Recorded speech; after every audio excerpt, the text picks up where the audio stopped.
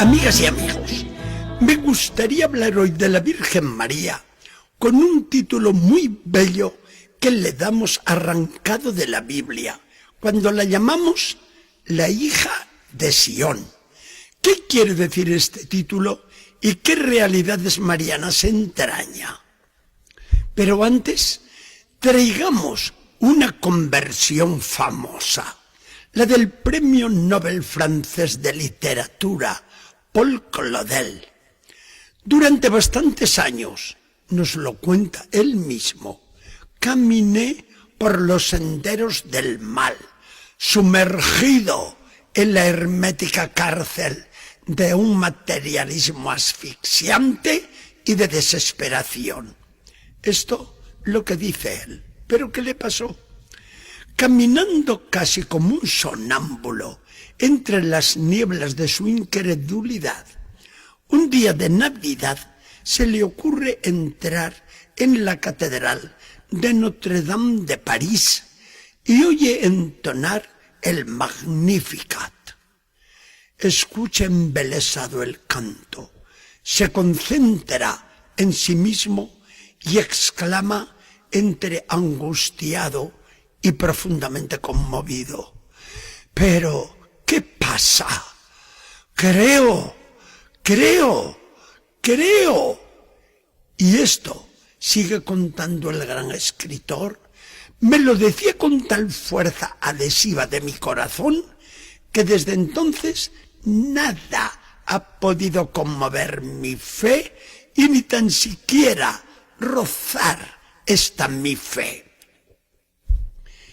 El precioso Magnificat que nos ha conservado el Evangelio de Lucas es el himno gozoso que salió del corazón y de los labios de la Virgen cuando se revelaba en ella, mejor que en ninguna otra ocasión de su vida, la realidad de ese su nombre, la hija de Sión. En la sencillez extrema de este canto, el gran escritor descubría toda la belleza de la fe.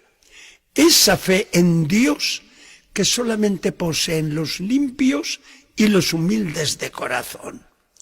La Virgen María le atrajo desde aquel primer momento tanta luz con una fuerza tan irresistible que esa fe ya no la perdió más. La Biblia no nos dice nada de María como la hija de Sión.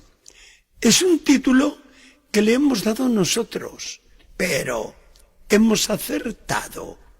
Decimos bien. ¿Por qué aplicamos a la Virgen lo que la Biblia dice del pueblo de Israel?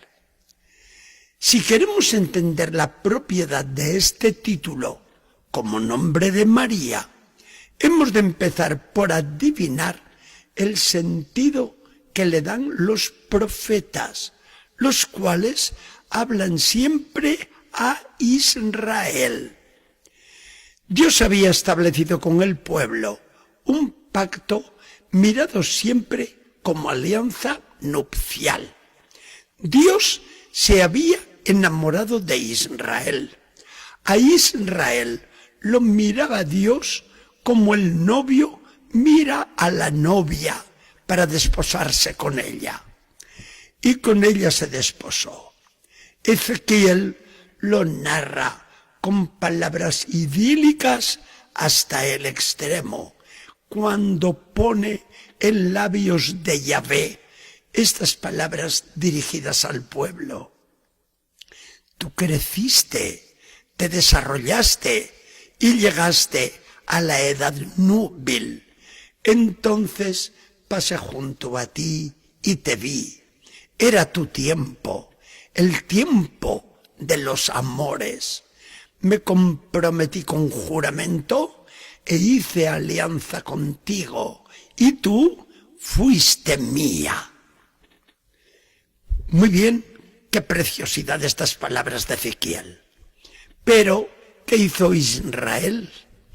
esposa enamoradiza de otros dioses, dejó a Yahvé y se prostituyó con dioses extranjeros. Yahvé mantenía su palabra y su fidelidad, y para escarmentar y enseñar y ganar definitivamente a su esposa huidiza, llevó a Israel al desierto, donde la esposa castigada empezó a darse cuenta del disparate que había cometido.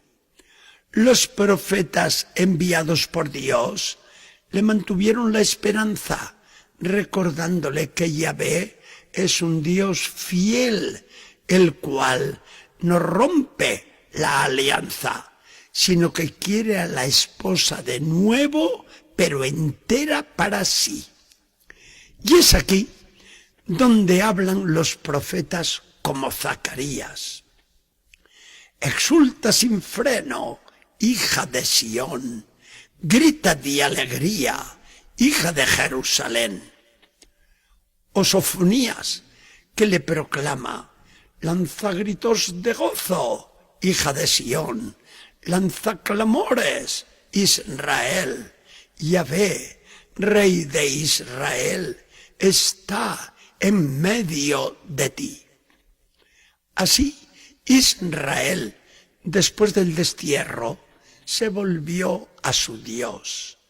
Pero no fue Israel en su plenitud, sino solo el resto, es decir, todos aquellos que permanecían fieles a la alianza y esperaban el cumplimiento de la promesa. Eran llamados los pobres de Yahvé. Los ricos, según la Biblia, se bastaban a sí mismos y no participaban de la esperanza del resto. Con el resto iniciaría Jesús el reino mesiánico.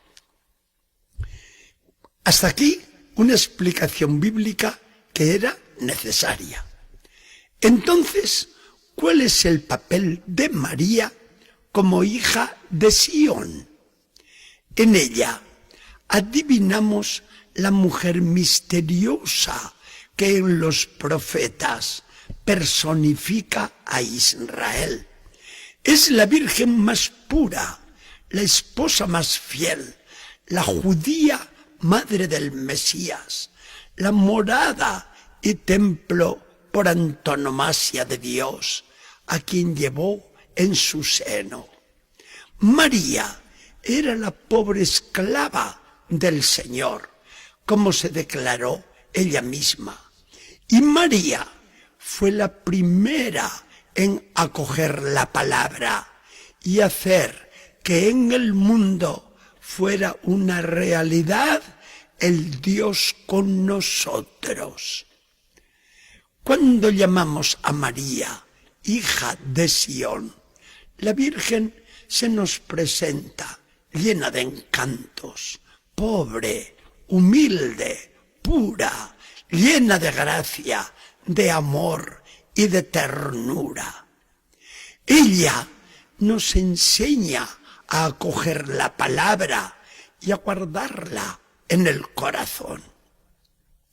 En su visita a Isabel, al estallar el Magnificat en sus labios, vemos a la muchachita llena de ilusión, compartiendo con su prima unas alegrías inefables, las primeras que trae al mundo el Cristo Redentor.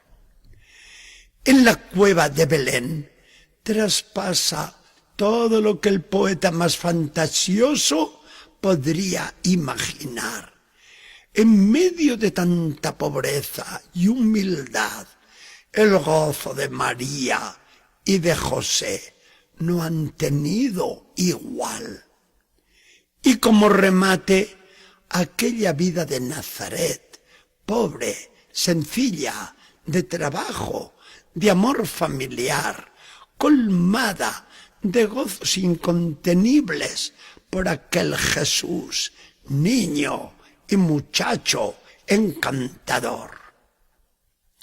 El concilio tuvo mucha razón cuando nos dijo de María que sobresale entre los humildes y pobres del Señor, que confiadamente esperan y reciben de Él la salvación, porque en ella, María, hija excelsa de Sión, tras la prolongada espera de la promesa, se cumple la plenitud de los tiempos.